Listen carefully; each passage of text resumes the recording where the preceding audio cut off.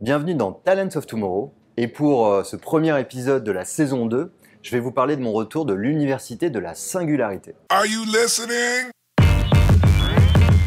Damn.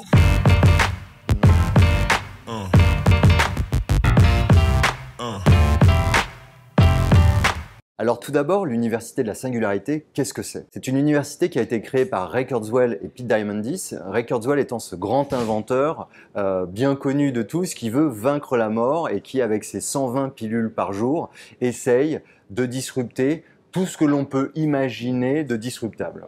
Et il a souhaité réunir des intervenants, des businessmen, des chercheurs du monde entier, de façon à pitcher à des gens comme moi pendant 6 jours, à raison de 10 heures par jour, sachant que dans cette session, on était une centaine de personnes de 36 nationalités différentes. Son but finalement, c'est de nous ouvrir les chakras aux technologies de demain et nous faire comprendre à quel point tout va changer. Et effectivement, après quelques jours, on comprend que tout va changer. Et quand on dit tout, c'est les modes de collaboration, d'alimentation, d'apprentissage, de consommation. Quelques exemples en vrac, je parlais de l'alimentation. On nous a donné des steaks hachés à manger sans viande. Assez original. Pourquoi? Parce que si, comme on l'imagine, on devient immortel un jour et qu'on devient trop nombreux sur la planète, il va bien falloir créer de nouvelles ressources autres que celles disponibles actuellement sur la Terre. De la même façon, le projet de l'espace, on se rend compte que c'est la convergence des nouvelles technologies, IA, Internet of Things, robotique, blockchain, réalité virtuelle, biologie digitale. C'est la convergence de ces technos qui va créer des nouveaux possibles.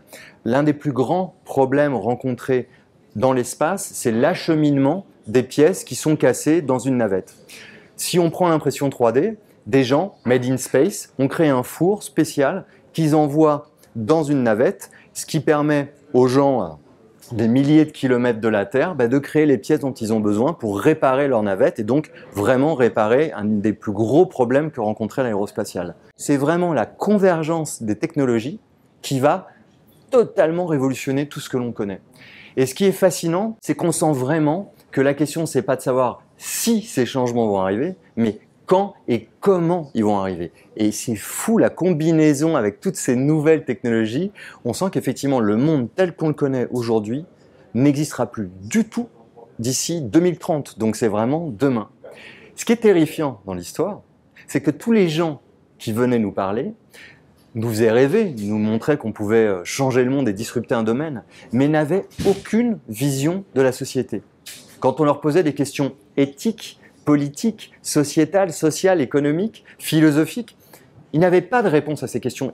Pas qu'il y avait un mépris, mais ils ne se les posaient pas. Leur job à eux, c'est d'inventer le futur, de créer des possibles et des nouvelles technos.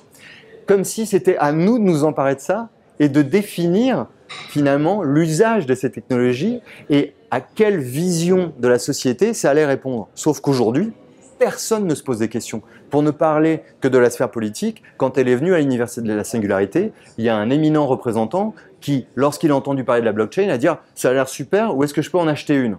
Quand on entend ça, on se dit que l'exemple va peut-être pas partir du haut. Alors c'est peut-être à nous, finalement, de voir comment s'emparer de ces technologies, de créer un comité dédié de réflexion qui posera ces questions éthiques, politiques, un comité peut-être des consciences, pour créer justement le futur dans lequel on aura vraiment envie de vivre et le futur où, je l'espère, on sera amis avec les machines et on ne sera pas en train de se battre face à elles façon Terminator. Alors si vous avez envie de participer à cette réflexion, si vous avez envie de créer un comité des consciences, laissez vos commentaires sur la chaîne, abonnez-vous à Talents of Tomorrow et je vous dis à la semaine prochaine.